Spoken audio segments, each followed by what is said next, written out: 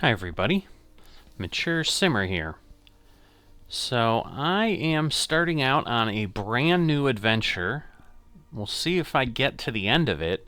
I've got a few different things over time that I can do that can probably keep me busy for, honestly, the rest of my life, but we'll see how this all goes. I'm going to be, in this case, in this series, unless plans change, I'm going to be trying to use a black square TBM 850 that I have available. So I'm going to be utilizing that. I'm using an orange livery because anybody who's watched the channel knows I love orange, and the plane came with an orange livery, so easy choice. What I am doing is from FlightSim.to, which is a great source for lots of things. I had come across at some point flight plans, and so I was basically looking for around the world flight plans, and I've got, I think, 6 of them that I found that looked interesting. The plan I'm going to be using here is created by Ducky1955. I do not know if that name is based on their birth year or not, but this particular person has one upload to FlightSim.to, so this is their sole contribution to the world here.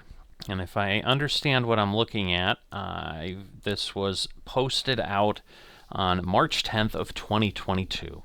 And it is designed initially for a TBM 930, which is a default plane in the system, but I came across and was recommended the 850 and gone ahead and gotten that aircraft.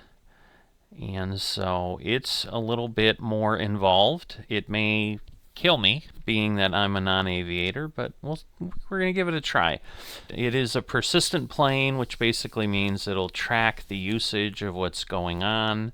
That means there can be failures and things going on, and an around the world trip could get interesting. But I think there's ways to just reset it if we have something catastrophic, but it also might mean that we might have some unpleasant flights at some point.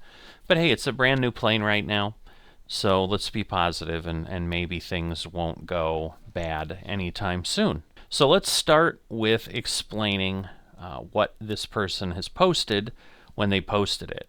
It's a set of 234 flight plans from Flight Simulator that will take you on a 113,650 nautical mile meandering tour around the globe and from the Arctic Circle to the Antarctic Circle.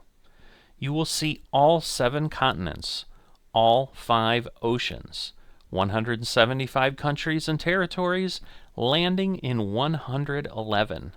Innumerable cities and towns, and every type of terrain imaginable. Along the way, you'll be landing at major international airports, small mountain dirt strips, and everything in between. Why did I select this particular journey as the thing that I was going to dive into? If you, again, have followed along or know anything about me, if people have put in some time and they've done some really interesting work, they're usually going to catch my attention. They were kind enough to include this JPEG, which is the entire 234 legs put on a world map. So you can see what we have in store for us. Again, if I can ever get through this, we'll see how it goes. Make no promises. This is a big, big commitment. And we're starting kind of right around here somewhere, and obviously then that's where we end if we make it all the way around. But that is not what led me to this wondrous tour. What led me to this tour is the time and love that Ducky1955 put into this. They have included with this tour a 248-page manual or document that basically gives us a ton of information about everything we're going to be doing, because this is a VFR World Tour for the TBM 930. as much as possible, we're likely going to stay pretty low. We're going to really get to enjoy Microsoft Flight Simulator's visuals. I am using the map enhancement, so that should help. We'll see how ambitious I get if I try to pull in sceneries here and there. I think that's just going to honestly be too much. I think this is going to be hard enough to do as it is.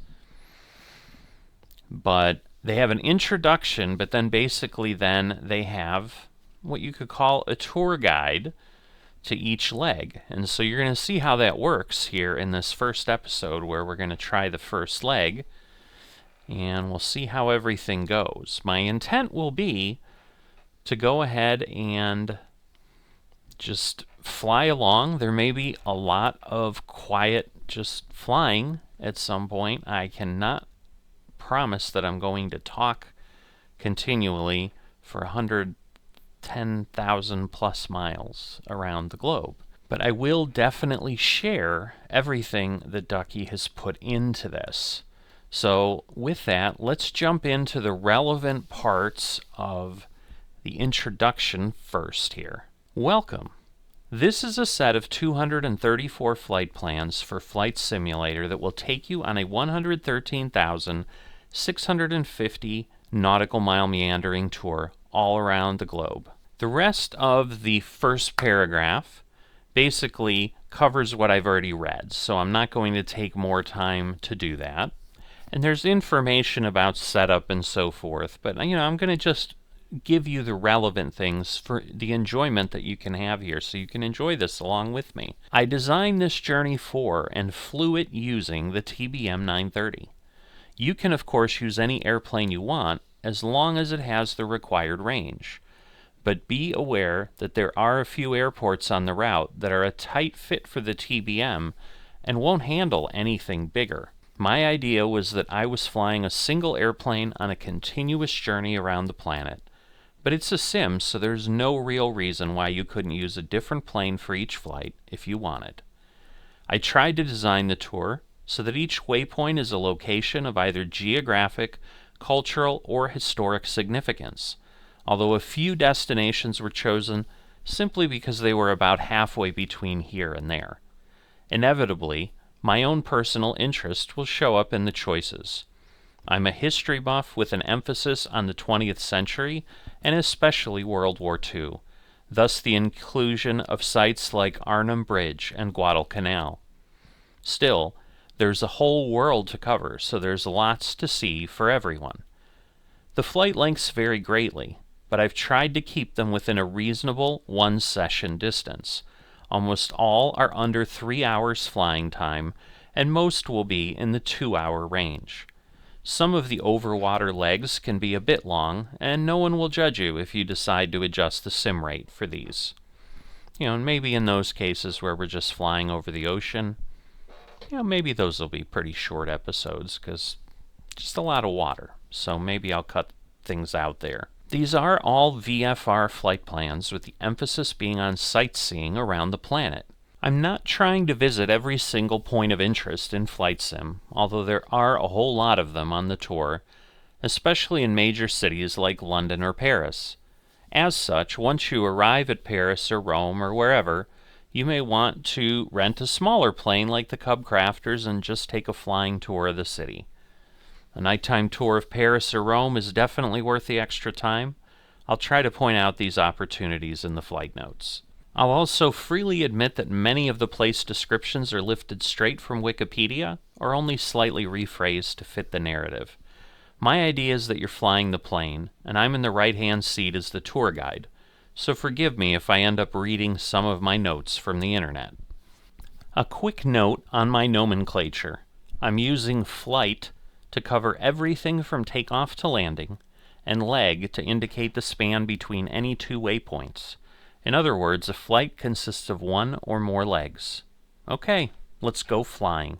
So I don't know that I'm going to necessarily take the time to go do additional things, especially given that the first leg is going to take us up to Chicago already, and that was one of the cities that he mentioned that you might want to go ahead and look around at. Now, he did also indicate that he did also take the time, that if there are flights where he'd recommend some extra scenery, he provides a link to download it from flightsim.to, the same place that you can find this plan, if you choose to do it yourself as well, if you've not discovered it and this video series gets you interested. So in those cases, I probably will go ahead and do that. There's a couple airports that he talks about that we're going to need in certain places. We're a long way from those places. I think they're in the back half. If I was to estimate, I'm not going to spoil what those are.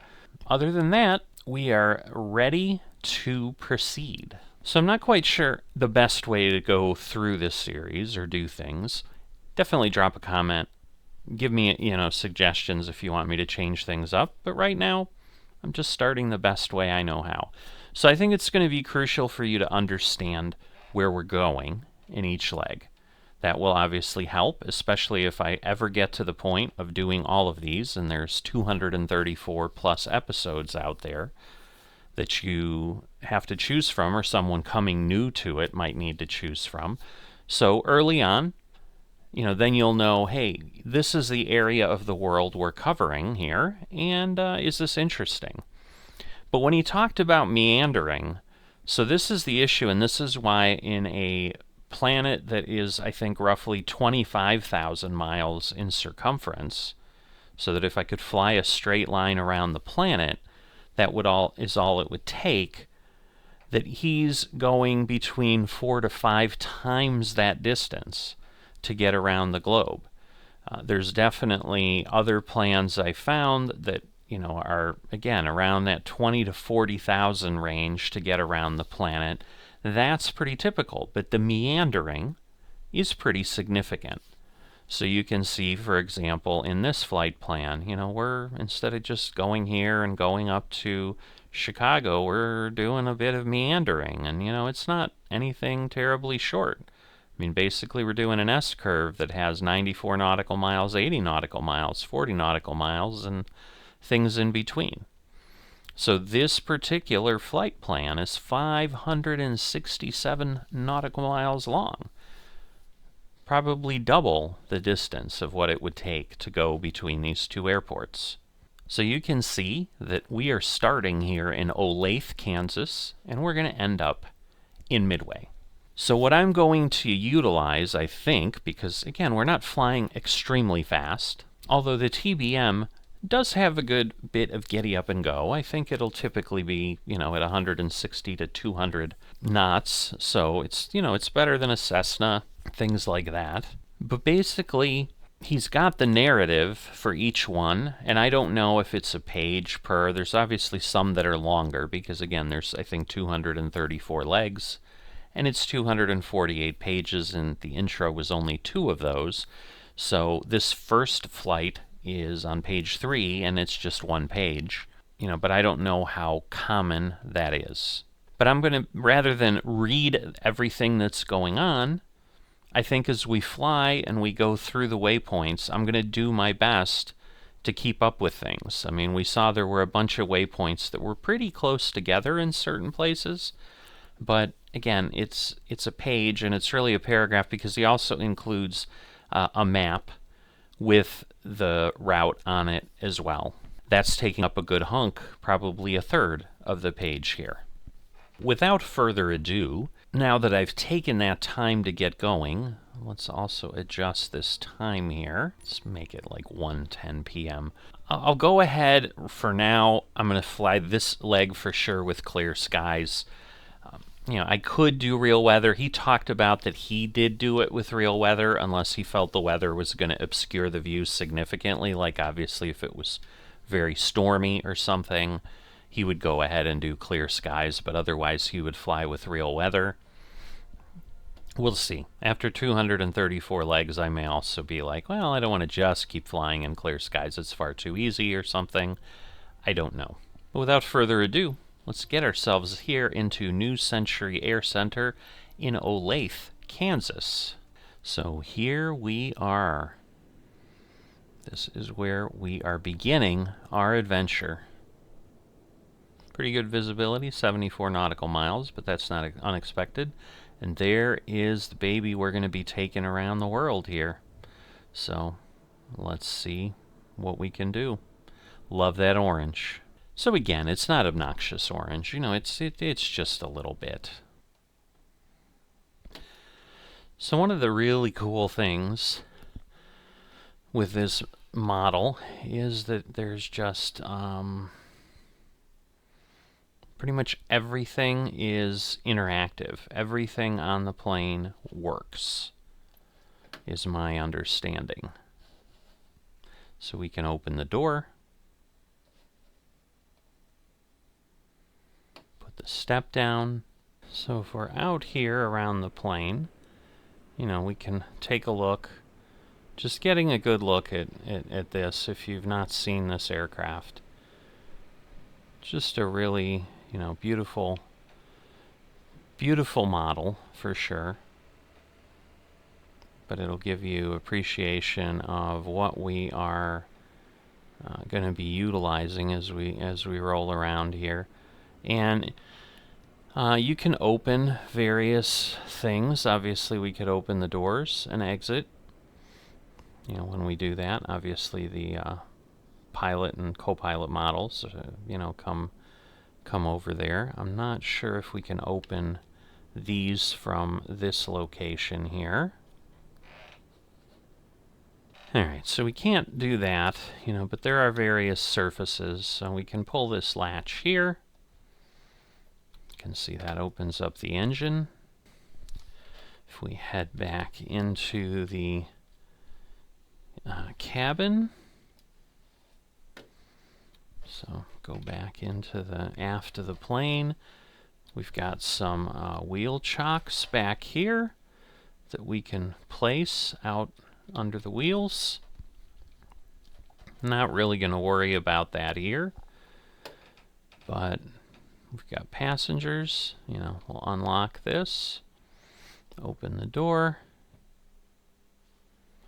lower the stairs,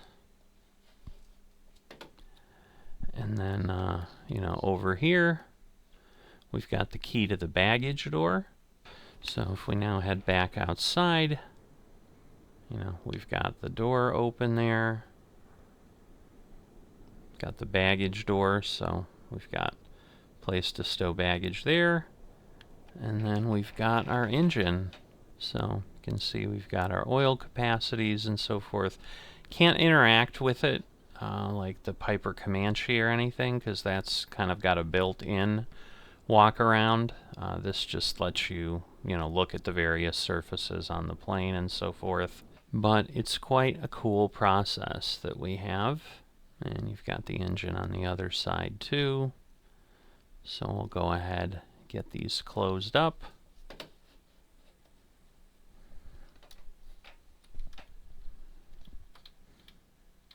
Head into the back. Close the baggage door. Get the stairs folded up. And we'll start getting ready to depart in a moment. So as we close, you can see the latches here. Everything's red. Now they're green. So it's got checkpoints to make sure that everything's sealed up. Because again, in an aircraft with failures and so forth, this could turn unpleasant very, very quickly. Alright, so I'm not normally going to go ahead and include the startup all the time. In some cases, actually, we'll go ahead and we'll actually start on the runway or so forth. I'm sure I'm not always going to want to start taking off from a specific location, but in this case, that is what we're going to do. So if you're familiar with the TPM 930, this is similar to that. So, you know, we're going to go ahead, we're going to get ourselves on battery. I'm not going to do all the basic checks or any of that. We'll get that set up there. We've got our caution lights that we've got going on. So, you know, we'll do a few tests. We've got the horn here. So don't know if you can hear that. We can turn the emergency lights on and off, which you can see those turned on there. So again, a really nice model. There's just a lot that goes on here. So we're going to check the fuel gauges. We're in pretty good shape for fuel, but again, this isn't a career series. So I know this plane has a range of about 1,100 miles. So I'm going to go ahead and add some more fuel, because again, we're not doing all of that to make sure everything's perfect. It will remember the fuel state from the previous time, but again, we're just filling up. So all right, we turn that off to auto, and you can see the auto selection goes off. What that will do, as opposed to changing the fuel tanks manually, the plane will do it on its own. So we don't have to sit there and worry about that.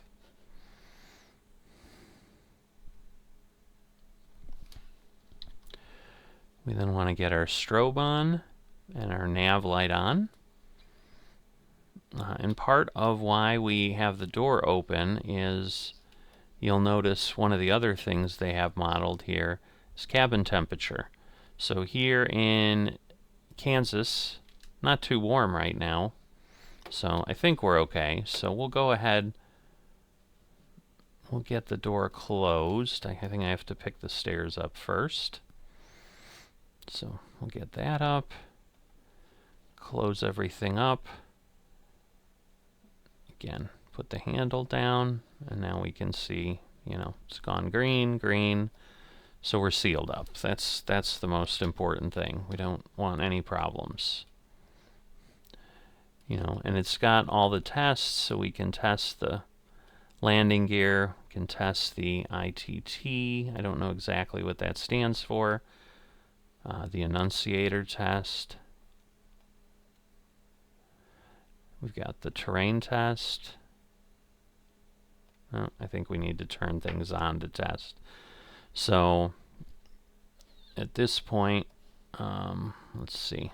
So if I do the annunciator, no, it's not showing it there, but I think if I do the ITT test, yeah, the master warning comes on. We can see the ITT light.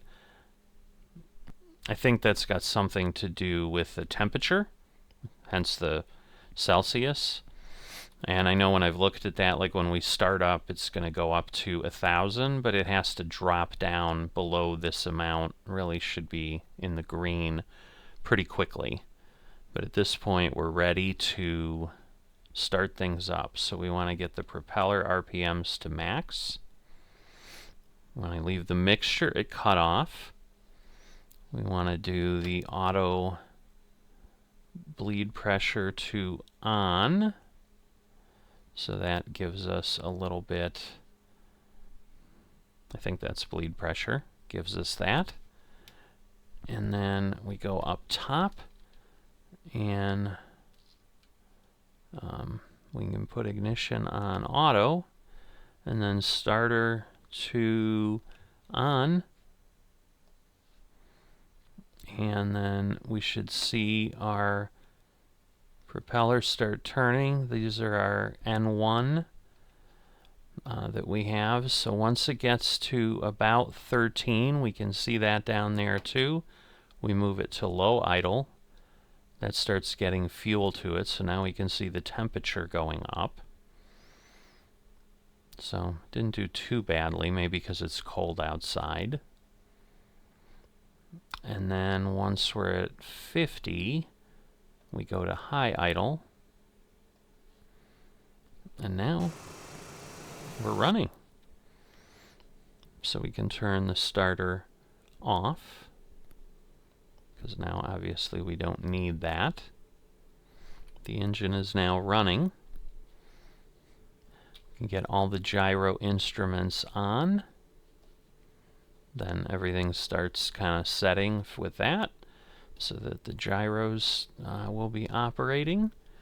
We want to then get our auxiliary BP to auto. So that will do whatever that does.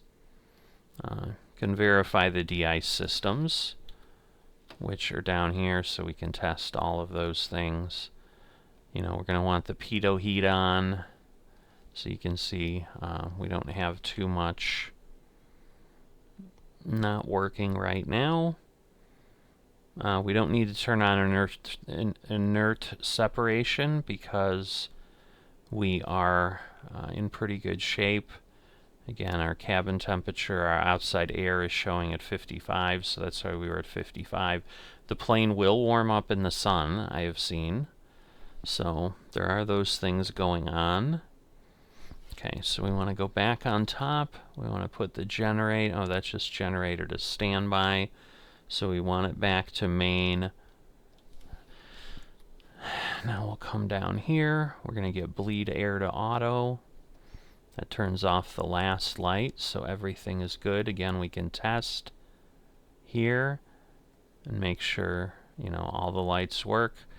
It's my understanding in aircraft you've got 2 bulbs, so that's test 1 and test 2. So that way you kind of always are sure, you know, but in this plane as we travel around, these are tests I'll probably do. Now if I do this, let's see. Do I have to? Yeah, I'm not sure. Either way. I think that's, when I've tested that before, it says something, but maybe I don't have quite something quite on. So we're going to turn the air conditioning on. Don't necessarily need it, but we're going to set fan flow to auto. So this is all, you know, the air type of things. So we want the cabin to the airport elevation. Here in Kansas, I think we're pretty low. Yeah, Navigraph is showing me at 4 feet above sea level, so I think we can leave it there for now. So then we're going to turn on the radio master. That's going to get things popped up. So I'm going to go ahead. We're going to set ourselves to, let's see. Let's do 3,500 feet. Because we're traveling east, so we want to be odd. And for VFR flight, you know, we're going to be at even. So we're probably going to be at 3,500 or 4,500. But most of this trip around the world, we're going to be heading east, so we should be good. We've got no arrival airport, but we'll worry about that. We want the AP and trim master set to on. So that's autopilot and trim. We want to turn on the EFS master, EFIS master, so those are those indicators here. So you can see they're running through some self-tests. Not sure if you were able to hear that little bit of squeak. We want to get the trim, make sure it's safely set in the green. It is. And then just get our flight plan in, which is really simple here in this. We just will import it from a file. So these files are, again, the main point of what you're getting from this gentleman. And so we're doing Kilo India X-ray Delta to Kilo Mike Delta Whiskey. And puts in all those waypoints. And we should be good. We're not really going to worry about this one. We'll just put in 2,000 here. That'll kind of always be our thing because we're not really doing anything that we need to identify. We're not technically flying IFR, although obviously we're going to be using equipment and so forth. So there we go. So we're testing all of our speech now. Now I don't know why this arrow bounces, but I have seen that it does. We can get the barometer, 2988. So it's telling me 140 feet instead of 4 feet, but either way, that works. So we've set our altitude. Not really worried about the heading because we're going to be going along just fine. We set the pressure, the altimeter, and we want the heading to be from the GPS. So we hit that nav button a couple times. Alright, and then we are good to go. Question is, yeah, I don't really need any pushback, even though he's waiting just in case. They always tend to do that, but I'm not really that worried about it. So we are ready to get going, which is a great thing. So we need to get our taxi lights going. We don't have any warnings, so we're good. And we are then ready to release the parking brake. We'll get our flaps set to take off. And we need to head to the right. So I'm going to speed up a bit here. Whoops. See, the throttles move a tiny bit. Plane's a little heavy, so it takes a bit of time to move. So we want nav and altimeter. Let me put a little more power in here. There we go. So again, we'll try to honor the fact that this guy is there, even though he's not really there. Just because, you know, we don't have collisions on and stuff.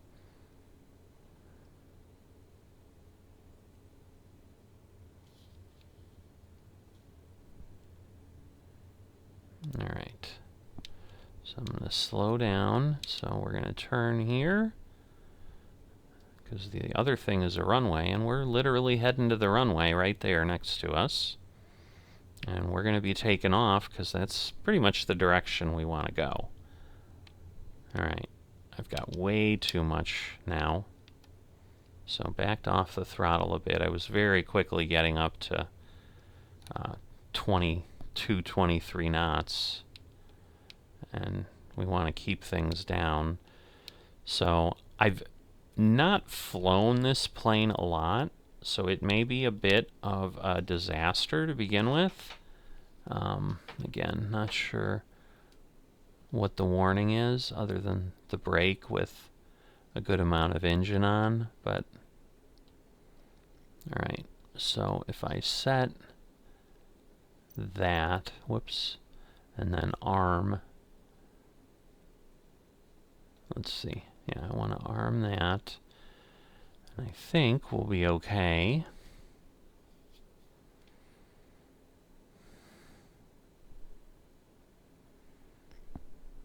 Alright, so we've tested the terrain. That was the other piece. We've got flaps to takeoff position. We've got our pitot heat on. We're on a paved runway, so the inertial separator can be off. The weather radar is already on, but it's clear skies, so we wouldn't expect to see anything. We should check the amps and make sure they're below 50, which they are. Alright, and then we want landing lights and pulse lights on. So there we go, the pulse system. So they blink back and forth. As you can see, we can turn the taxi off now.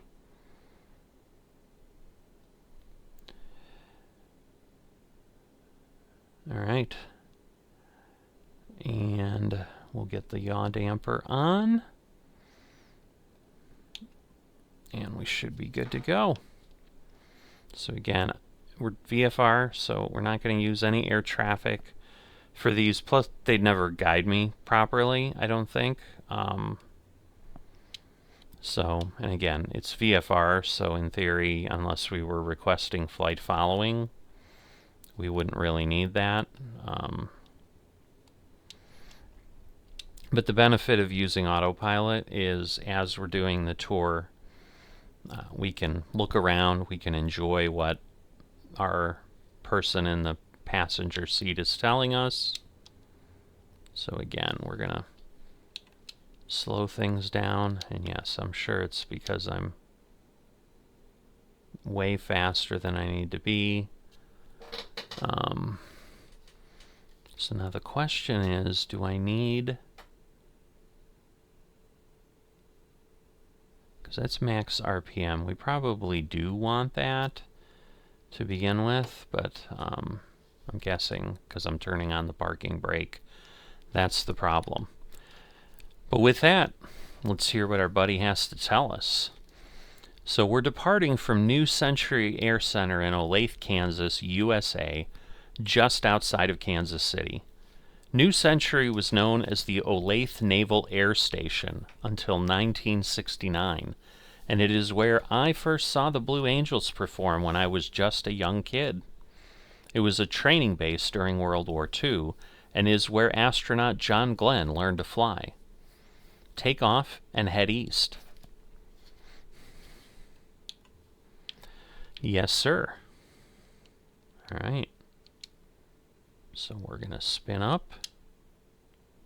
You can see the temperature going up. All right, we're going to get ourselves fully up. Whoop, whoop, whoop. Trying to look down, but also having a bit of fun there. All right, and obviously the autopilot's trying to do some things.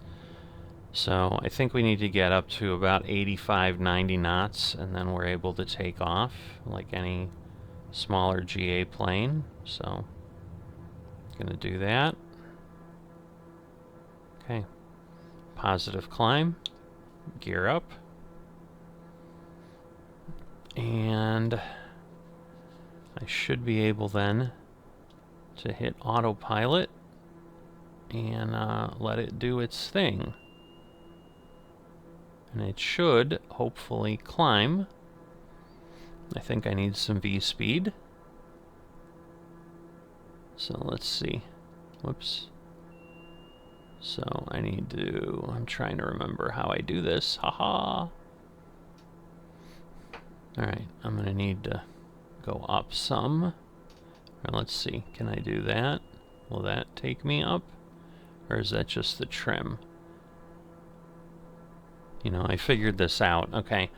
Your very first waypoint is just about 4 miles away. It's the headquarters for Garmin International, who built the fancy glass displays on the panel in front of you.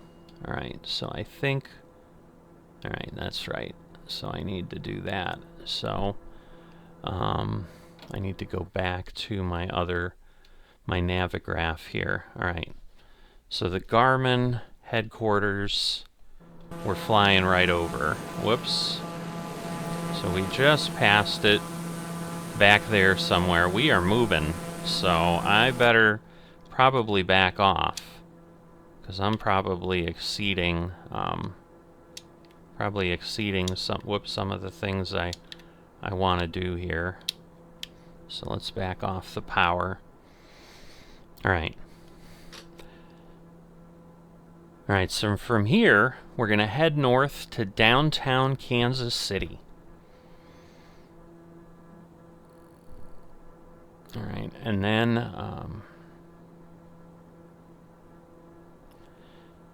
then southeast toward the Truman Sports Complex in Independence, Missouri, birthplace of Harry Truman, where you'll find Kauffman Stadium, home of the Major League Baseball Royals, Arrowhead Stadium, home of the NFL Chiefs. So those are our next two waypoints.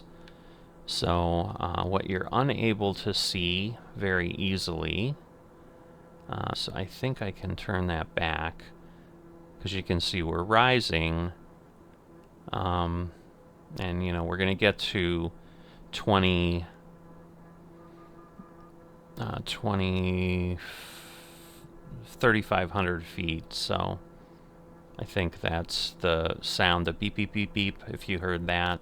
That's the sound for getting close. But yeah, okay, so down here, that's right. So you can see we're 13 miles away. So that's, I think we're just heading to downtown Kansas City, is kind of where we're going, to the second waypoint. And then we're going to have the sports complex. So the other thing I can do is I can retract the flaps. That will speed us up some more, and probably, now at this point, I think I can take this back to prop, and that will slow down fuel consumption, but still allow us to move along. I have the power up too high, I think. Whoops. Because I think I need this torque down low, otherwise I'm doing damage to the engine. So we've got downtown Kansas City coming up there, about 10 miles away. And, you know, the nice thing is, like I said, other than it being a little noisy when we're outside the plane, although you get this fisheye lens view, I don't know that it's as fun to look at as it is to look out the window here. But, you know, we're over Kansas City proper. But I think it's pretty cool what this guy, again, I don't have the name up and I don't want to mess things up. I think it's Ducky 1955. I think it's pretty neat what they did with just, you know, sharing that info, taking the time to look through things on Wikipedia and so forth. Now we can, let's see, if I go to the map here, will it show me the distance? So I don't want to mess up the view of downtown Kansas City too much. So we can zoom out. You can see the track. Yeah, I think this is the distance, 5.8 to where we're headed. Yeah, but if I go out there, then you can more clearly see waypoint 2, waypoint 3, and so forth. Alright, so now let's take a peek as we're getting close to downtown. Looks like we got a little bit of a river.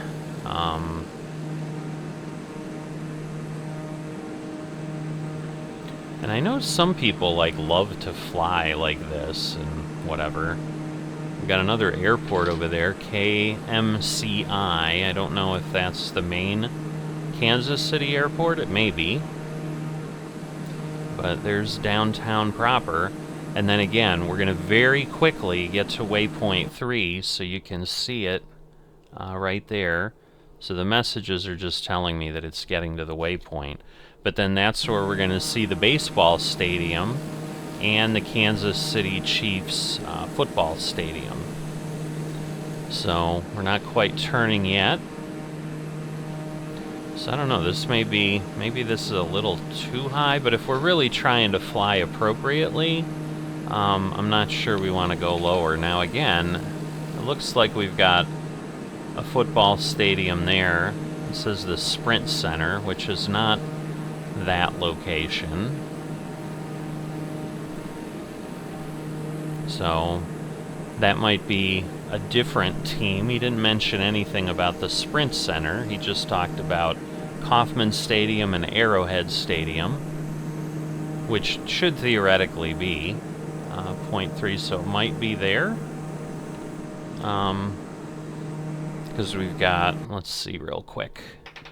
It's hard to read. 4 miles? So we've got a ways to go, but now we're pointing at it. So I would think these look like big parking lots and so forth. So I'm thinking we got a baseball stadium and a football stadium right next to each other. Which, again, I know of the Kansas City Royals, which is the baseball team, and the Kansas City Chiefs, which is the football team, but never really knew where their stadiums were or anything. So we're going to get a good look. But yeah, that's Arrowhead football stadium, and that's Kauffman Stadium for the Kansas City Royals. Let's see if we can get a good look here. I wonder if that's their practice field or if that's just a high school. But pretty nice view there. Now all they need to do in Microsoft Flight Simulator is, if you're flying over at the right time of day, have a game going on down there, right? Wouldn't that be neat? Alright, let's pop back in the plane so it's a little bit quieter, because we've got a little ways to go now. Well, more than a little ways. Yeah, I'll tell you, it is hard to see the distance here because of all the stuff. Let's see. Whoops. No, I want that. Alright. I may play with that in between to see. Again, we can always look at the flight plan, obviously. Because I can go back here, go to the flight plan, and we can see then that we've got 109 miles.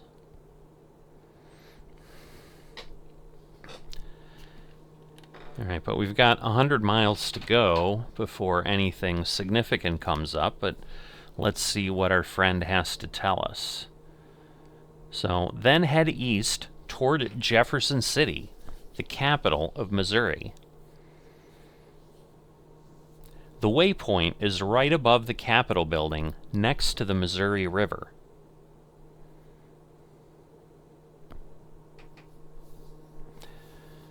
So that is where we are going right now. And it will take us a little bit of time. But, you know, our airspeed, about 200 knots, so it shouldn't be too bad as far as, I guess, I wonder, it doesn't, I don't think it gives me time.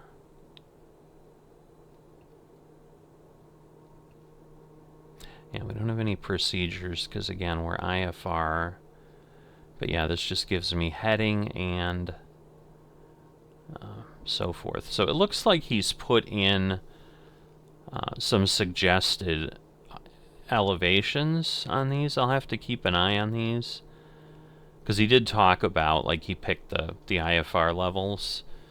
So yeah, it looks like he's done it at 5,500 feet, but it's pretty flat between here and Chicago, so I'm not expecting a whole lot of problems.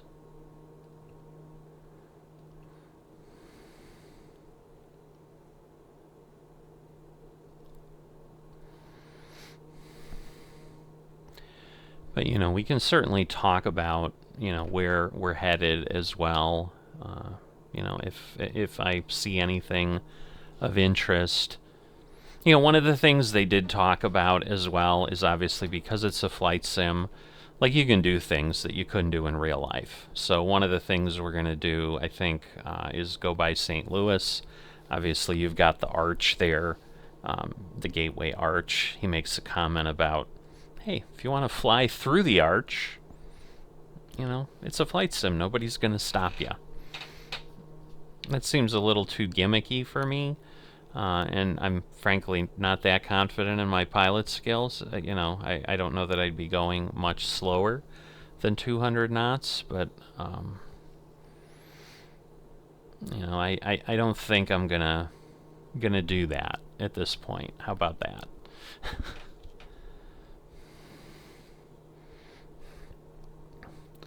But at this point, we would be in Missouri, because, at least I think we would. I think little nav map gives me a little bit cleaner view.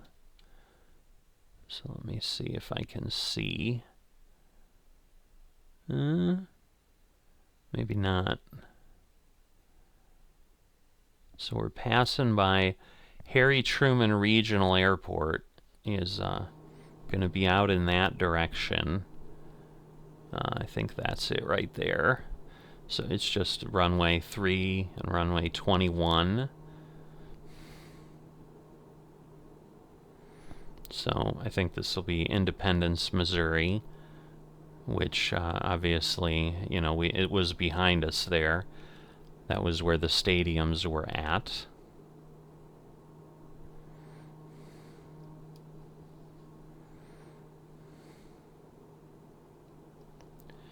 But, you know, again, the fuel tank selector will kind of go back and forth, do its thing, because I think we can tell, I don't know this plane that well, but yeah, you can see the left and the right, so it's showing you indicators for both, and obviously right now the left is more empty, and eventually the right will be more empty.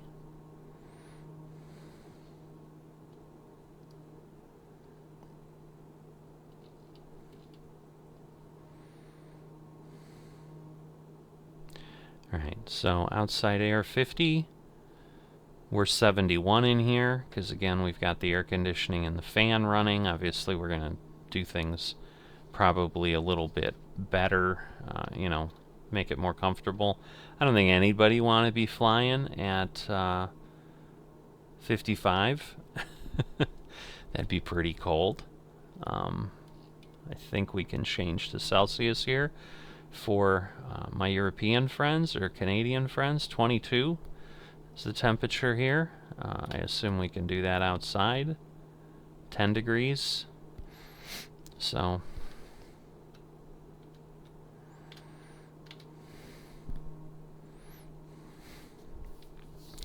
but definitely bouncing around a bit, but not as much as, you know, I'm sure we could. But the altitude hold works pretty well. So I've done enough flying where I've basically taken this plane up, but I haven't done anything else with it. I have not landed it even. So the landing in this will be a first.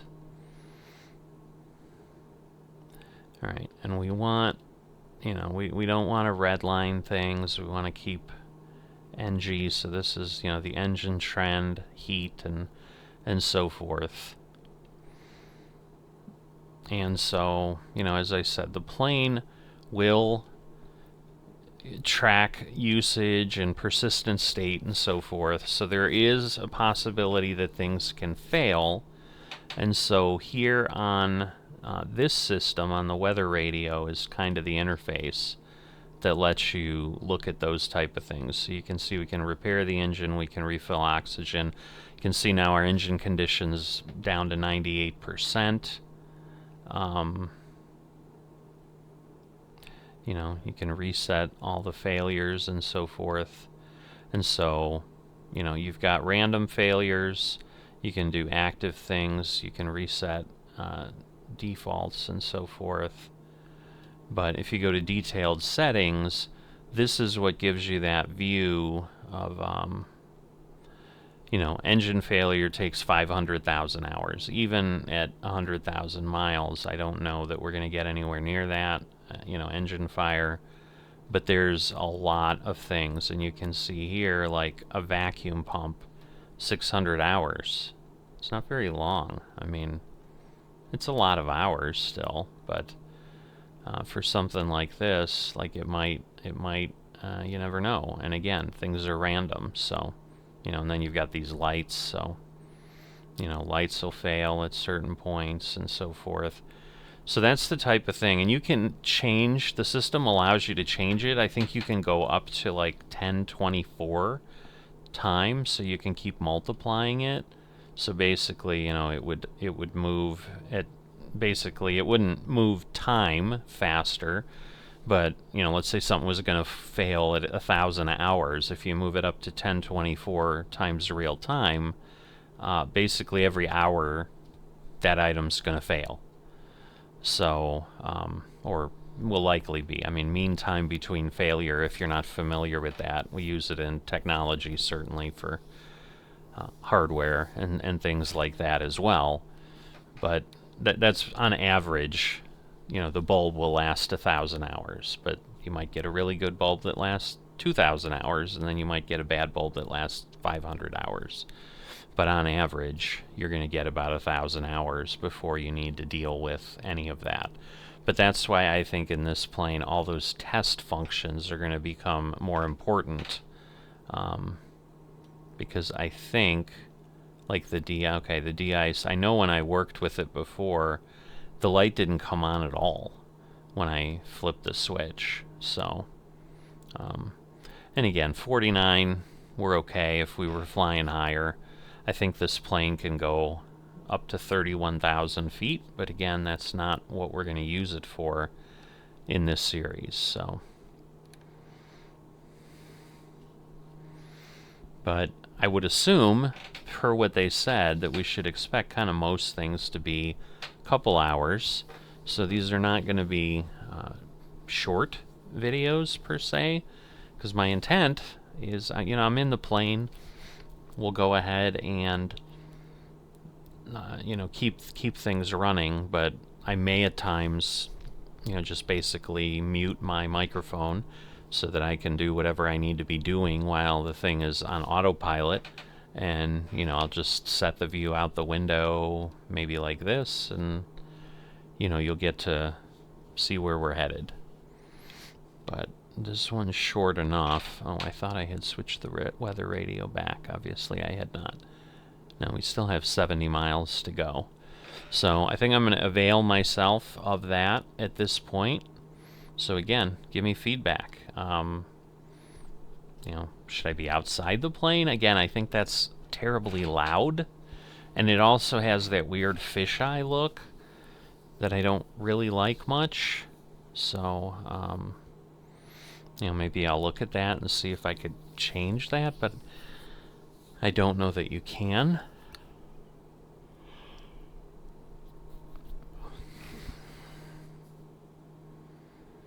So maybe I'll dig around while we're cruising and see if I can figure that out. Because then maybe even though it's loud, like you could turn the volume down, but maybe, at least you've got a bigger view of the world than just one direction out the window. Because maybe something exciting is on the right side of the plane, but if I'm not looking, I won't know.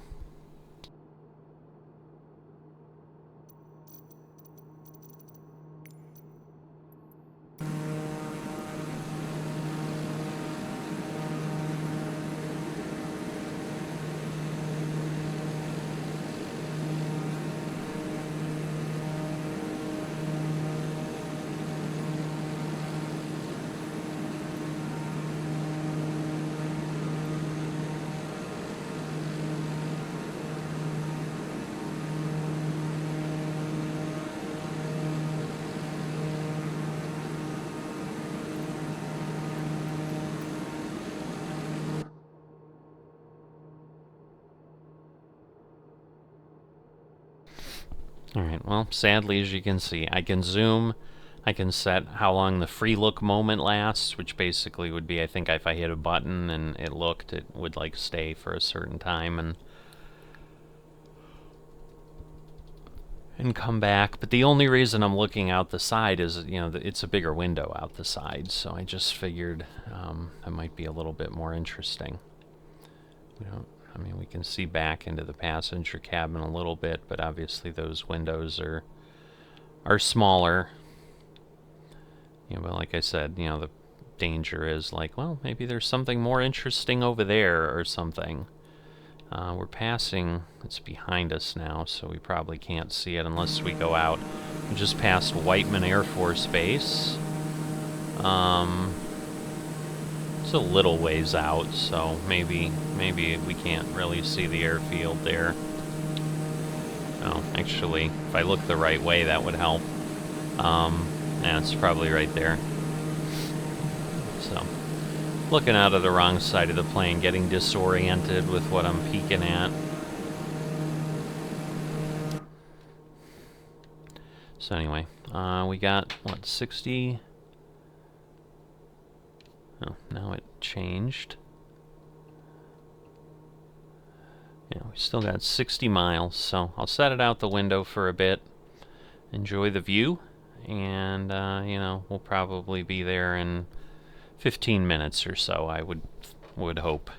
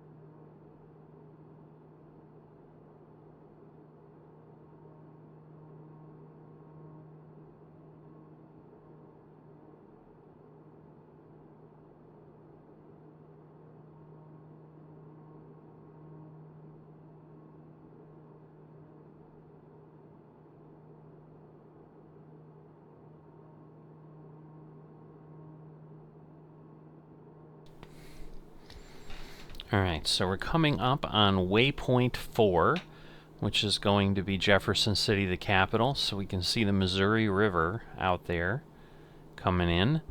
And again, as they said, the Capitol is going to be right on the river. We're probably about 20 nautical miles away still, so just kind of heading probably right for that bend. And you know, we'll cross the river a little bit and then kind of stay on this side of it for the next leg onto waypoint 5.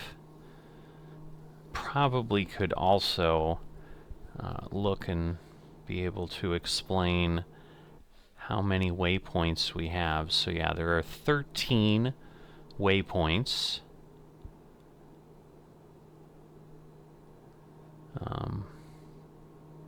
Interesting that it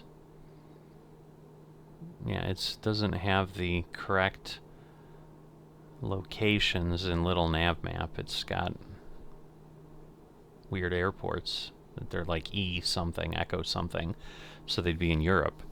So I'm not quite sure, which is partially, I'm sure, why it's having a little bit of a challenge with actually telling us where we're at, but oh well. It's tracking it appropriately, but anyway, I'm using Navigraph, which has it fine. So I know the flight plan has the right information, but yeah, 8 miles. And then we've got a pretty long, another leg of 93 miles.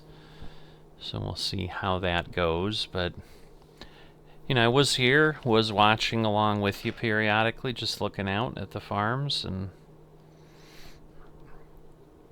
you know, it's the countryside. You know, I'm sure a lot of the planet will look a little bit similar. I mean, maybe when we're like over Vietnam or something, you know, we'll have jungle trees or something. Maybe things will change. Obviously, it's being imagery. Again, I am using the map enhancement, which hopefully is giving us, you know, the textures and things I've heard, and the colors and the color changes are a little bit more realistic. You don't just have kind of the green squares. Alright, so let's see. Can't quite yet see the Capitol easily. I don't know how big Jefferson City is. It may not be very large. I'm guessing we're kind of over it. I don't want to move in on the Jefferson charts. So yeah, we've got an airport across the river.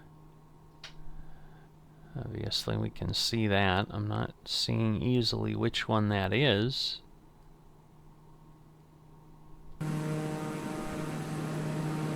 That might be KJ, Kilo Juliet Foxtrot Foxtrot. Alright, so let's see if we, again, zoom in a bit.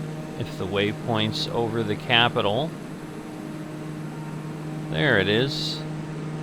That looks like a Capitol building. Yep, that definitely kind of made itself look a little bit better. Let's see if we...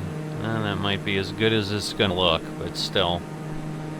You can tell it's the Capitol. Alright, so now we're turning, and we're basically going to head 88 degrees is our heading now.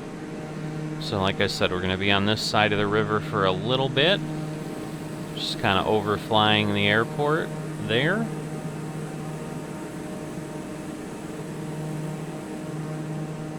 Runway 36. Is that what it says? 30 maybe. Alright. So, a little over 90 miles. It's finally kind of turning now. Alright. So, next segment. Farther east is the Gateway Arch in St. Louis, Missouri. No one will judge you if you decide to fly through it instead of over. I don't think I'm going to do that. It's late. I'm tired. I'm honestly like, why did I start this flight now? But, you know, at this point, I'm probably going to stick with it, try to get through. Because I'd rather not try to splice things together. it won't look as nice, but at least now I know. I was excited to get this going, so wanted to get moving. But we'll look out again. But we are heading to the Mississippi River, but 94 miles or 90 miles straight ahead is St. Louis, Missouri, and that will be on the border of Illinois and Missouri. So we'll have crossed the state of Missouri because we started in Kansas, so gone a little bit meandering. We certainly haven't meandered as much as we're going to in a little bit, but I did take a peek. Direct flight between these airports would be, let me just make sure.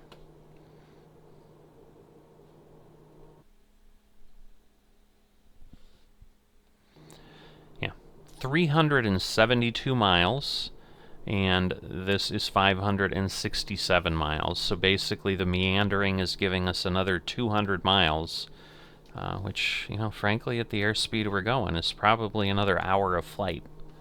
So, you know, we've added a bit, but we did a 112-mile leg. We'll have a 94-mile leg, so we're already going to have 200 of the 500 something taken care of.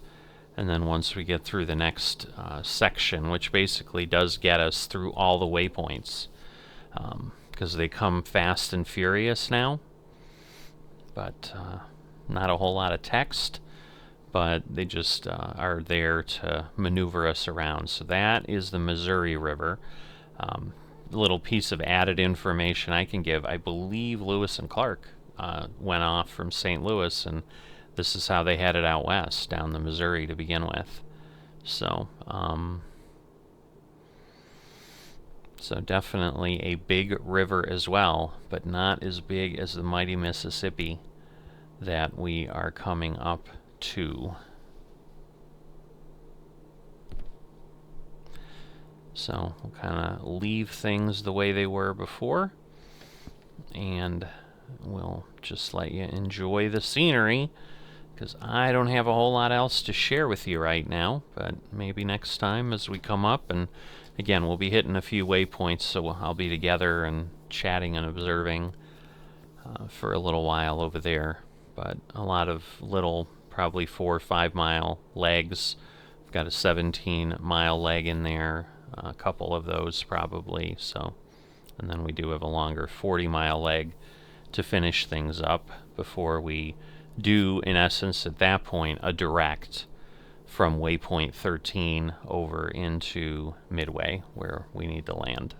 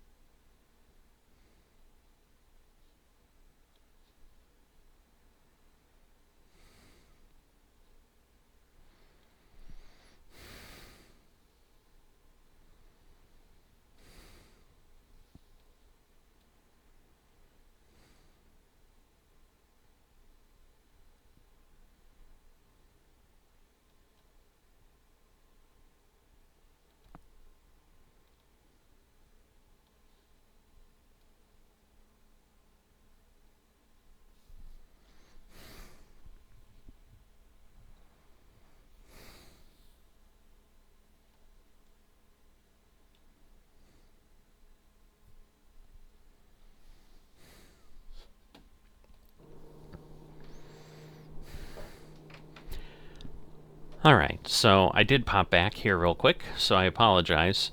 So I figured out what I did in a little nav map. I had looked at another world tour that was starting out somewhere in Europe. And so, because it's just waypoints as well, I was looking at that and struggling a bit. Because that's why I wasn't seeing it on the map, and the plane wasn't there. So now I have it. There are actually 14 waypoints, not 13, so it happens to work out. And again, we're heading to waypoint 5, but we go between 5 and 13 pretty quickly, probably faster than we'll have gone between the takeoff and 5, and then we'll have 147 nautical miles to finish after waypoint 14. So we basically, our last two legs are 80 and 147. So we've got 227 of our 567 miles in the last two legs. But still got a little ways to go here. But I will, again, let you enjoy it, and then we'll talk about what's next when we get closer.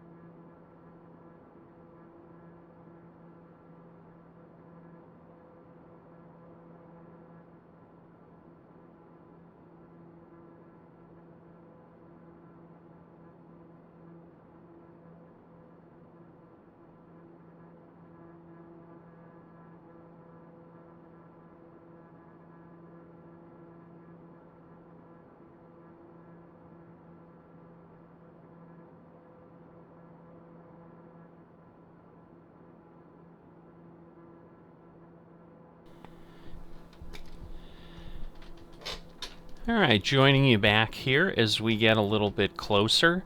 You can see St. Louis coming up ahead of us there. So you may have noticed I obviously moved the camera at some point. The one thing I realized, like if I had something happening and I can't see the cockpit, I'm making a lot of assumptions that everything's just working perfectly, and that obviously can have disastrous effects. So don't want to be doing that. So we're not going to do that. So we're going to look a little more out the front window, and basically, as you saw, I wanted to make sure I could see that, this part, and then, that would at least give me all the warnings, and, I could see the warning lights and so forth, which I think I saw before anyway. These couple I think were visible, but that doesn't tell me about anything else. If it's really not enough viewing out that way, again, drop me a comment if you've gotten to this point and let me know. And, maybe I'll make do with, hey, if I know those are going off, that works, so forth. So we've got the Mississippi River coming up. You can see the arch literally right there. So again, maybe if we got lower and closer, flying through it would be less traumatic, but that just looks like it would be crazy. That does not look very big. And I'm not one of those air racers, so we're not going to try that. We're just going to go ahead and enjoy flying over it, and then we've got some stadium over on the left. We got the St. Louis Cardinals Stadium down there, so they didn't mention that specifically. But now we're going to head up, so it looks like Edward Jones on the football stadium. So, St. Louis Rams, and there we go. So again, I'm sure if we were closer and down there, it wouldn't be quite that, but I'm thinking it's not as wide as one would think. I'm not sure if that's a horse track or what that is out there. That's interesting. But fun stuff to look at. Alright, so zoom out a little bit, because now we're not really looking at buildings. And we've got the next part here. The next few legs will take you on a winding tour of the mighty Mississippi River. The Mississippi is the longest river in North America and one of the longest in the world. I'm going to hop back in here again so I'm not screaming over the plane. It's a major thoroughfare for commerce and usually considered the dividing line between the eastern and western USA. Follow the river for a short distance up to Hannibal, Missouri, birthplace of Mark Twain and home to his fictional characters Tom Sawyer and Huckleberry Finn. More recently, it was the setting for the novel Gone Girl by Gillian Flynn. So that is going to take us from waypoints 5 to 13. So, we're heading up. Again, we've got a GPS message, but we're heading up. We're 1.9 miles. What I don't know, let me take a quick peek here. All right. So Hannibal is all the way at waypoint 13. So we're just kind of enjoying the Mississippi as we're going along. But basically we're going there. We're then going over to the west and then south a little bit.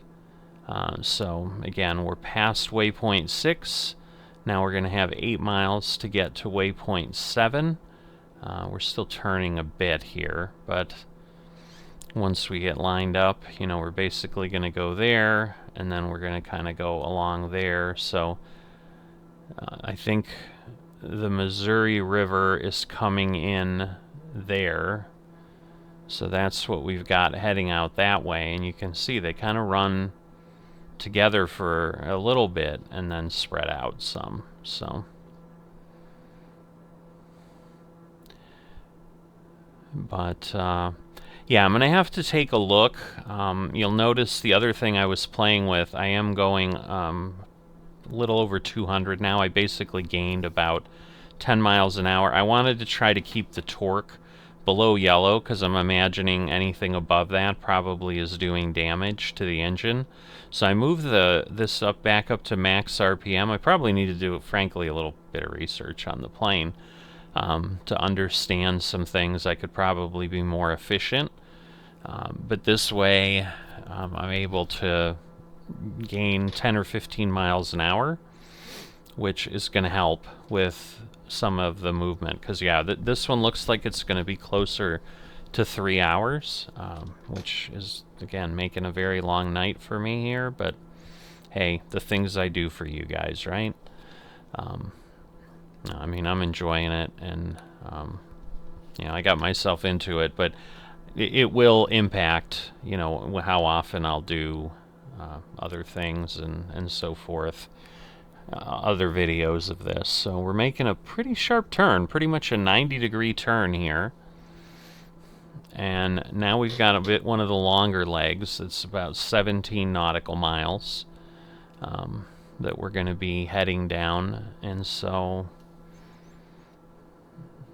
we're passing over, so I'm not sure which one, or maybe both of these are Missouri.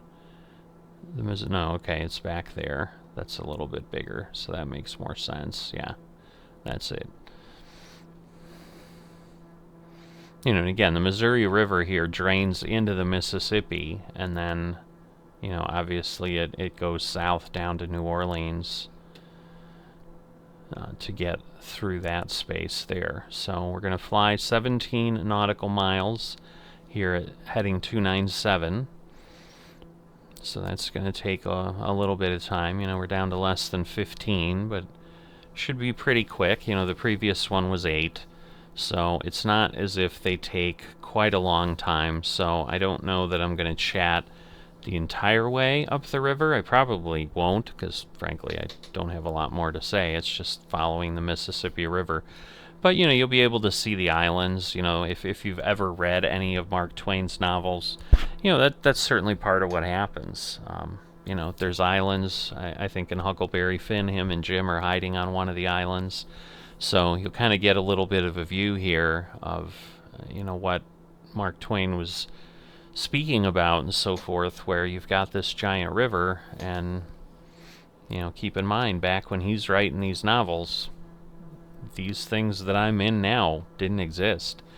Man was not flying over the country, so his view was from ground level, and obviously the focus in the river was the transportation mode at that point. I think it was predating trains too. Don't hold me to that, but I believe that's accurate. So you had basically horses or the river, and the river was a little bit faster, a little bit more reliable, because especially if you were going downriver, you could just go with the current and you know, get yourself down there. So, but I'm going to go ahead and let this go. The last leg between waypoints 12 and 13 is 40 nautical miles. But that's going to take us up there. But basically what I found out was I was playing with aircraft performance in Little Nav Map, which I've never really looked at in any detail. And I was doing this, use the specs, and basically it said 300 knots, which clearly makes no sense, because the red line, I think, if I read in the manual, is 266. So if this plane's going 300 knots, it's going to probably fall apart in reality. So the hour and 57 minutes or whatever it was telling me that this was going to take, which was like, yeah, it would work, but I spent a lot of time in the start of this video obviously setting everything up, showing you how this plane gets started up and so forth, so giving you a little bit of that. But there's probably 30 to 45 minutes of stuff before we even got in the air. So as I said, I got going pretty late, and basically I would have loved to have that 30-45 minutes back, because that's probably the extra added flight time I have, because I can only go 200, and again I was going about 190. So that was why I started trying to see, like, okay, how do I maximize this speed, because these flights are going to get really, really challenging otherwise. So coming up on the 2.5 miles on 17, or waypoint 8 with the 17-mile leg, and then, you know, the river goes here and then over, and then it starts kind of heading north again. So we're basically going to go, I don't know, 350 as a heading when we head north again after waypoint 10. And we have a couple legs up the river there, so there's just a, you know, I'm sure a slight heading change that happens at some point. And then we're going to be going at heading 314 for 40 miles, and then that is the last of the backtracking that we do. And then we're pretty much on the way to Chicago with those last two legs that we talked about. But those themselves are probably going to take an hour. So if I had it to do again, I would not have started this flight. So that's partially why there's less talking. But realistically, I mean, 3 hours of me talking, you can get that in a farming simulator video if you really want it. But anyway, let's see. Yeah, the map is just, it's hard to see because I don't want to zoom in on the instruments. Like, I don't think that would be fun to watch. But yeah, I'm thinking at this point we provide this.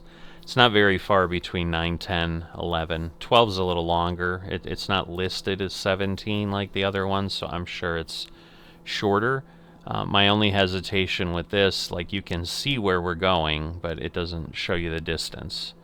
So again, feedback is helpful. Like, is it nice for you to be able to see very clearly, you know, this flight plan where, well, seeing, but if I move enough, you don't see it anyway. So it doesn't actually jump down. Well, maybe it does, but it wasn't. You know, but you can now see the distances, and that way you know, you know, how far away you are. So if you're jumping around in the video or something, you can also kind of get to where you think you want to get to. Not that WP12 tells you anything, but you do know, for what I shared, obviously we're going up to WP13 before we're done following the mighty Mississippi here. And obviously we're going against the current, so being able to do that at 205 knots of airspeed, it's pretty good. Now, what I don't know that I have here is ground speed. So, because that would be helpful. Although I'm wondering, because I can do indicated airspeed. But no, I think, I'm not sure what I'd have to do to get that to work. I think I'm not doing vertical speed then or something, or probably can't do altitude. I'm not sure. Again, I have to research this, and obviously the up-down that I tried earlier didn't do what I thought it was going to do, which was kind of a vertical speed adjustment. So we're already hitting 10, waypoint 10, so it's that quick. So so now we've got 10 to 11 and 12, and then again 40 miles to 13. So yeah, you can kind of see probably what's going to happen. We'll go up a little bit, and then the river moves a tiny bit over. So I'm sure there's a little bit of adjustment that happens once it gets 8.8 miles to waypoint 11. So I'm gonna settle back, zoom out a little bit, give you a little bit more view out the side, but keep my things up and visible so that if something happens, I can jump in, and I don't know that I could save an emergency depending on what it is. But we'll see where we go from there. And we'll be back a little bit later as we come up on Hannibal.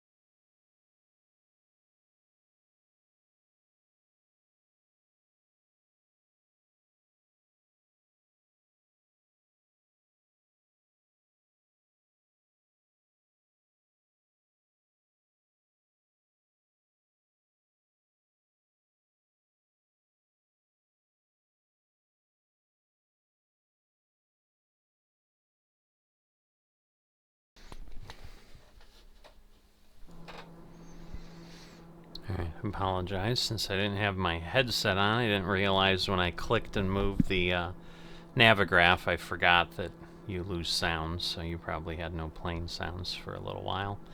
So we're coming up on Hannibal. So here it is, big islands right there.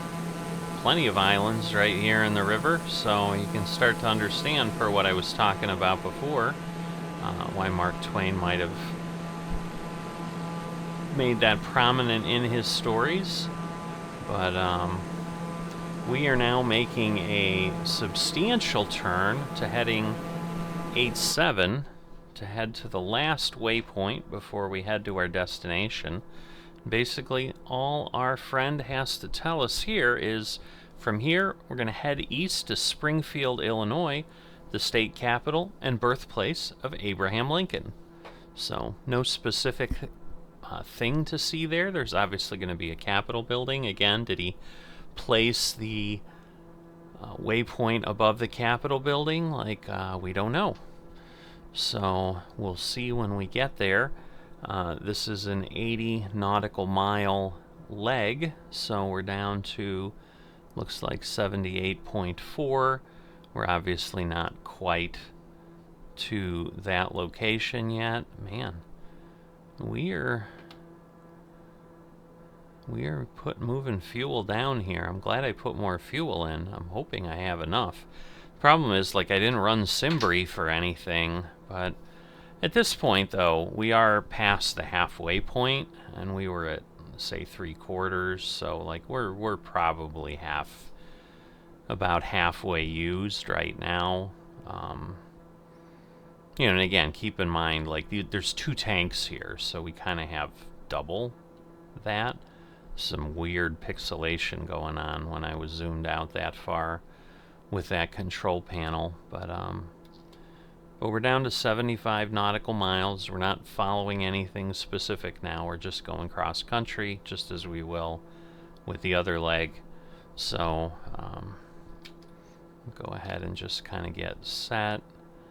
I think zooming out a bit, which I did before, lets me give you a little bit bigger field of view so that you can see a little bit more, and that I can still see what's going on with the panel in case something unexpected happens.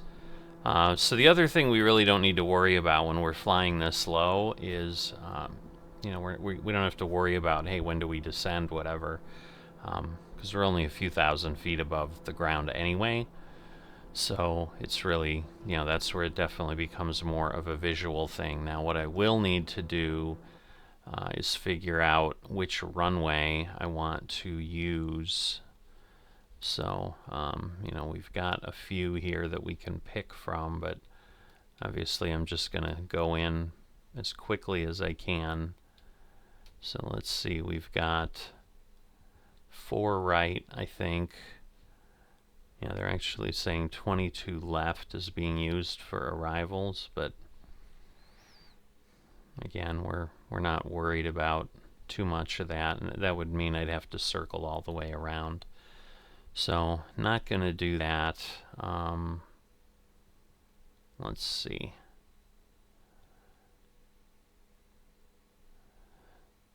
So, I'm just wondering if I could have... If I add that route in, and then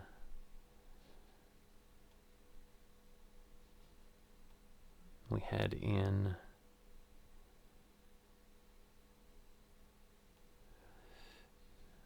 Yeah. So let me see if I do that. I'm going to change my flight plan a little bit because I think that will substantially give me a slightly different way to get in. It'll give us a few more waypoints too, so I'm going to play around with some procedures here, and we'll see what that looks like. It might extend the flight a tiny bit, but I think it's going to give us a better chance for success too. So if I go back here and go to procedures, I'm looking at the motif arrival, motif 6, and the transition is going to be SPY. Yeah. So that'll give us a much longer run, because that basically comes all the way down. Okay. And so we're going to load the arrival. And then you can see that gives us a few things there. And then if I do the approach, and I'm doing, what did I do? RNAV Y to 4 right with the ALKI transition. So we're going to load the approach, and then that will give me some clearer points to follow in there. But that will, change the path a little bit, but it actually works out pretty well. So, there's a few points that we're going to have to connect on. So I'm going to, as I'm looking at this, because I think we have some vectors maybe. Well, maybe not. So it's gonna, it's basically gonna go 2.7. So it did fill that in. I just wanted to make sure there wasn't some sort of, now I'm curious. Oh, okay. Well, because it's talking about Midway, I'm thinking I need like this. I need to remove this. Oh, okay.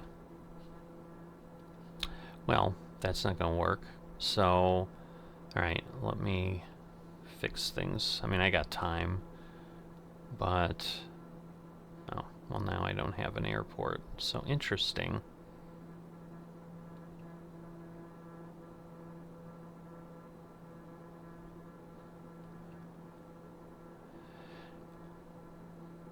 Alright, well, I will keep playing with this.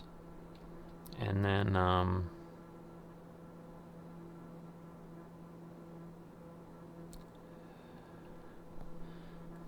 don't need to talk through this, but once I'm done, I'll get the view set back where you can see a little bit more, and, we'll keep going.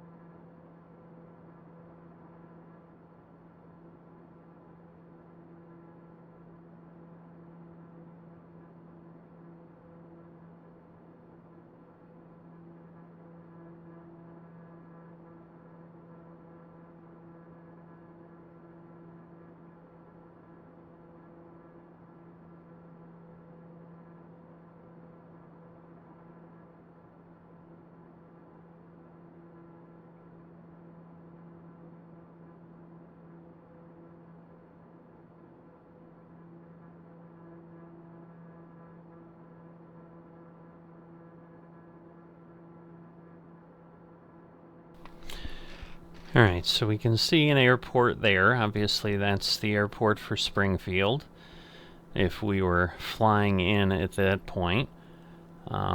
We may actually be heading right over that, because we are going to go to SPI in but a moment. So again, we'll see if we can see... I don't even know. I used to live in Illinois. I was born in Illinois. I don't know what the state capitol looks like or where it is in town. It's not like I was anywhere near Springfield. I don't see anything obviously there. There's some official looking, maybe there. I don't know. It's Illinois. Nothing's too terribly exciting. You know, Chicago's fun. But yeah, I think we're literally turning and then overflying the airport and then continuing. So maybe this wouldn't be the way you do. I mean, well, you probably would, because in an airliner you're way up in the air. But you know, obviously we might be in the way of traffic here. Just trying to see, because you can see the folks in the plane there. But yeah, just that quickly, we've now gone to spy, and we are now heading to, what, Erie? It looks like Erie, which is like 60 miles away, but this was the 147 or so mile flight that we were talking about. So, you know, and we're moving along at a good clip. I'm honestly a little worried on the fuel. It would really stink if we didn't make it, but, you know, things are going down, but we're on the last leg. We're not taking a big flight around the airport, so we're going to hope that everything works out. But at this point, we've got the last section, so let's read what we've got here. Then it's northeast to our destination for this flight, Midway Airport in Chicago, Illinois. Midway is Southwest Airlines' hub in the Chicago area and was named for the U.S. naval victory at Midway Island in World War II. There is an SBD Dauntless hanging in one of the corridors over a history of the famous battle. And then it just gives you some additional detail. Again, I don't know that I would take them up on this, but our next leg will take us over downtown Chicago. But if you want to see the rest of the city... what is the beeping? I don't know what that sound is. Okay, well, it stopped, whatever it was. I wonder if that was like the outer marker for the airport or something. And it just does that if you happen to overfly in the right way or something. But if you want to see the rest of the city or check out sites like Fermilab or Wrigley Field, this is one of those places where you might want to grab a smaller aircraft and take a little city tour on your own. So, simply because I'm from that area, you know, it's always fun to see the city. I know it's a really beautiful city to fly over. There's definitely landmarks you can pick out. We'll see how the mood strikes me. If this was probably later in the tour, might be more interested, but I think I'm more interested in continuing on. And that probably takes us to the last point, because what I don't want to do is extend this video anymore at the end, so we'll talk about it now as we're flying anyway. I have no idea what the frequency of this series is going to be at this, because this is really more of a, hey, I've got something new to do. I've had this on my mind for a few months to do something with this. I actually pulled these world tours down in about the start of April, so I've had them for about 2 months. I haven't really looked at them in earnest until just the last day or two, but I knew they were there, and it was one of those that I was actually thinking of a different one that I was potentially going to do. But then when I remembered that this had all these details, I'm like, what better way to start something like this that is going to, require some investment of your time, rather than making up things of, hey, we're just flying from this place to this place and we're flying, which we're doing in most everything else we do in Flight Simulator. I felt the fact that the individual who created this spent all this extra effort to do these pieces, even though, again, like they said, a lot of it's Wikipedia stuff, because, yeah, they could give us a lot more detail about the previous Naval Air Station, because they grew up there. Just like I could give you a lot of details about Chicago, because I grew up there. But, when I'm over somewhere in Africa or something, I can't really tell you anything. So I'd probably be doing exactly the same thing, looking stuff up in Wikipedia and trying to find interesting things. But I think it's really cool that they have taken that time. And sure, they were incentivized, and I'm sure that they wanted to make it interesting for themselves. But I think it's wonderful that they chose to share that with folks. And again, being that it's their only contribution, it's pretty nice. I mean, it's not like they were a regular contributor with other things and this just was in the mix. That they took something that they really put some loving effort into and turned it into something that the public can use, and added something quite cool to the flight simulator space. So at this point, we'll head up. You'll be able to, kind of see the waypoints go. I'm frankly a little worried with Midway in the middle there, as it was, because I just don't know how, to me, it's going to, try to fly to the airport and ignore the approach. But again, I'm not that familiar with this particular flight computer. And obviously I use the procedure, I put it in as the arrival, so in theory it should know the arrival gets me to Midway, but what I just need to be careful of is that it's not taking me to Midway and then suddenly going to try to fly me back to the approach. And again, obviously I would just get off of the, I'd get off of things, or I'd mark myself direct and go and do that, because I should be able to. I think there was a direct button. Actually, the direct is I know there's a direct there, but because the problem is the flight plan, these aren't connected, so I'd have to load the flight plan in there, and that's a much more manual unit, so I'd rather not do that. But you know what, I think, there's a direct button right there, so we're good. I can find a way, or I was going to say, I think if I, click on one of these, I might be able to, but no, I think I just hit direct and then pick a waypoint, but we'll see. Because what I'm worried is it's, going to fly me there and then try to fly me back, and if I'm not paying attention, which I should be, I mean, it's not that far, and I want to be done as soon as I can, because I need to go to bed. It's late. I think it's after 2 a.m. here now, and it's the middle of the week, so I've got work in the morning. I'm going to regret this choice, but I'm enjoying what I'm doing right now, so, sometimes do that for fun. So, speaking of, let me see what this is. So let me adjust this, because it's 284 over there. So that changes a little bit, but 29484 is what we have at Midway. So I just want to get that set ahead of time before we're playing around with things. But at this point, we'll let it get there, and I'll pay attention to it a little bit when we start getting to the next piece, which will be the approach, I think. The arrival? I don't know. I get those mixed up. The approach. There it is. Approach to runway.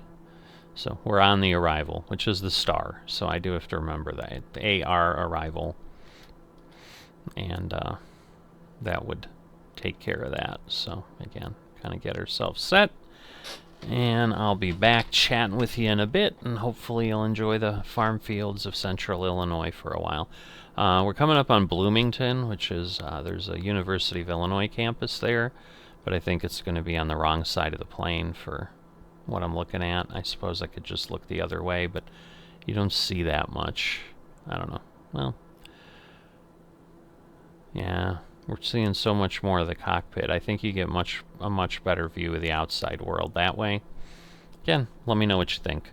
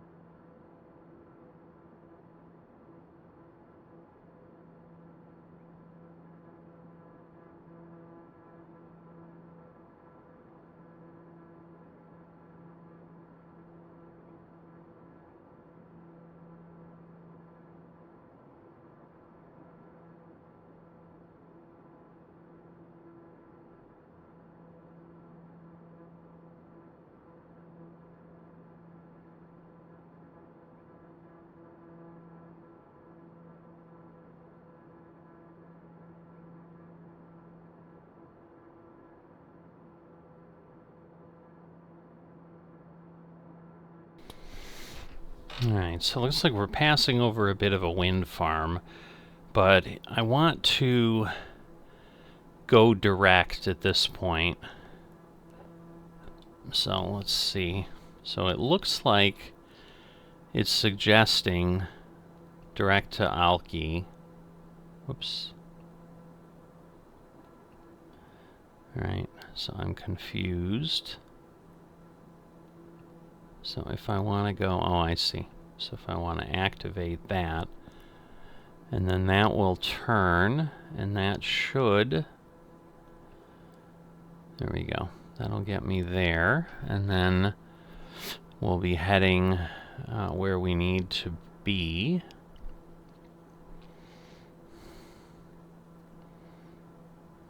You know, and we're not then going to Minot and Jot, which was after that. Although it didn't put Jot on. But this way, you know, again, we're 30 miles from there, and then we've got, you know, we really, at the height we're at, 3,500 feet, really sit-go about 7-8 miles out is when we're looking for some of those type of things.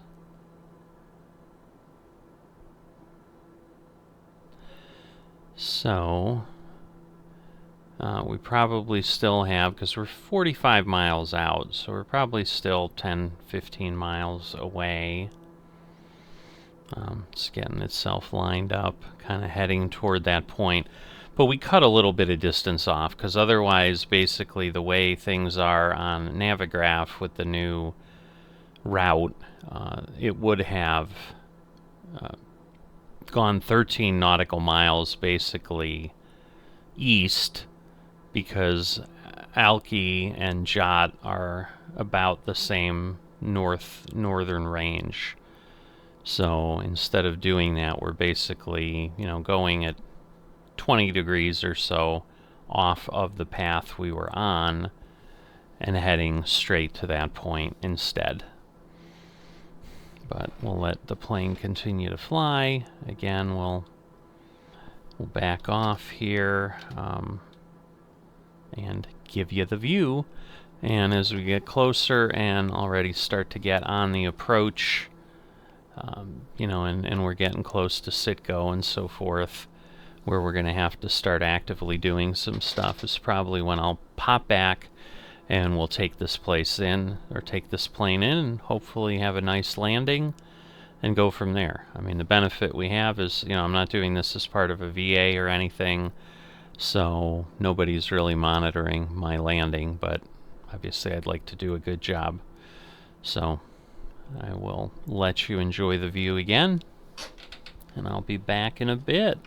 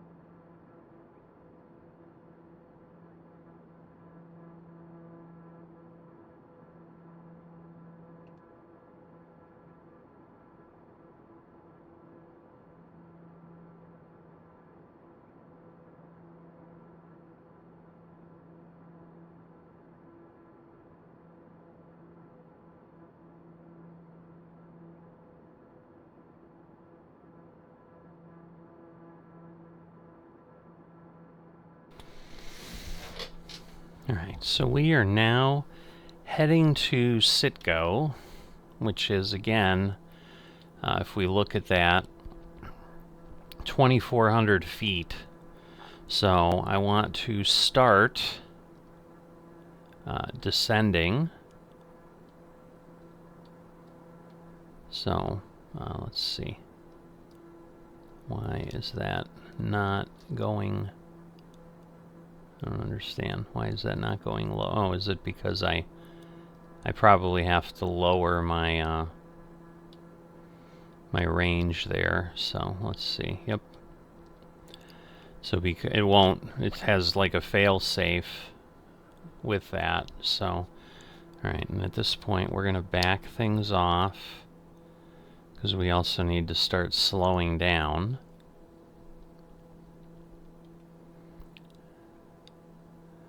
So probably want whoop. I forgot the outer one goes down by 1,000. I just needed to go down a little bit more.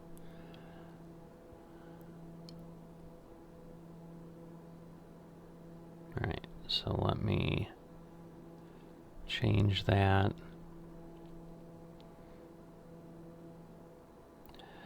And again, I probably need to be there. We're not seeing the, let's see, if I do approach, what will that start to do? Because that should bring me in. Alright, let me back things off more. Because if we get below...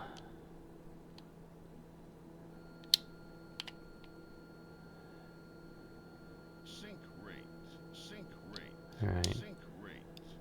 So now I need to get the flaps up. That will help with the sink rate. Sink rate.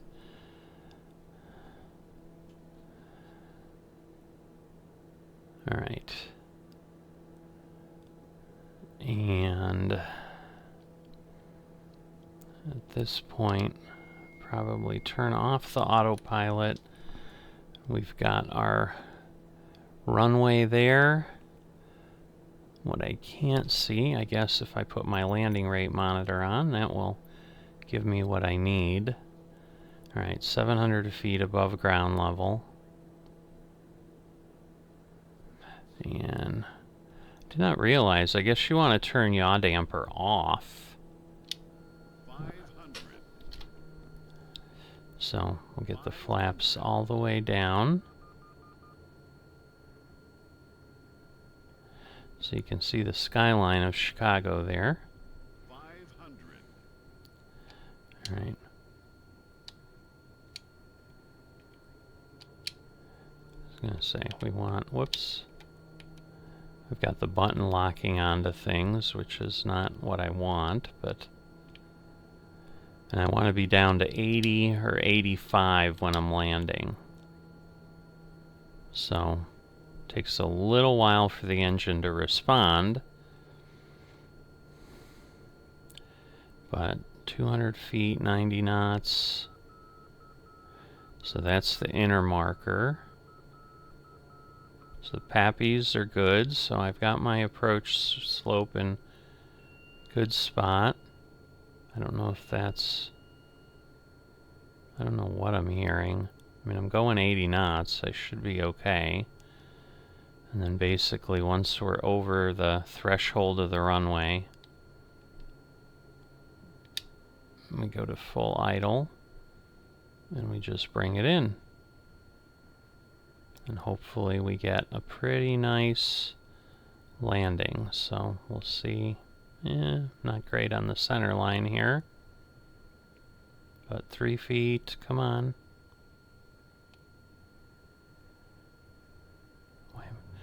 I'm like, it says 0, for goodness sakes. Alright, so we came down a little crooked. Oh, I forgot to put my gear down. Oops. Well, that's bad.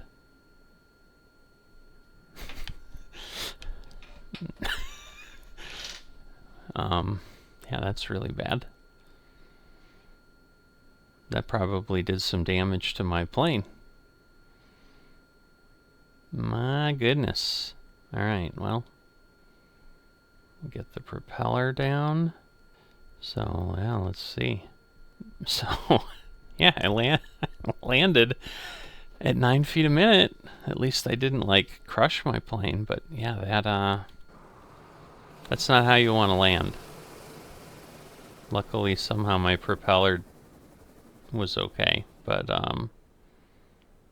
yeah. Don't do that. I completely forgot that I needed to, so I'm sure that was one of the things. Fuel pressure. Yeah, I don't know. Well, either way, a terrible way to end this, but I was so happy I was coming in. I'm like, yeah, this is awesome. I'm doing such a good job. I guess we'll see what that turns into. I mean, not sure that they've modeled that. But we'll find out if next time somehow things are a little off. But I'm going to not drag this out any longer. If you've enjoyed this, including the stupidity at the end, I guess my thing is like, will it do it now? It probably won't. And it's probably like, I'm on the ground, I can't. And maybe, yeah, I don't know. So, if you've enjoyed this, drop a like. If you are not a subscriber, please consider doing that. I promise I'll put my landing gear now next time. Well, I'm going to try to remember. I don't know how I did that, but anyway, well, I know how I did that. I'm not used to the plane, and I was more worried about landing, and I don't know the warnings, and I'm sure it was yelling at me, and I just wasn't paying attention. So, anyway, I will see you next time.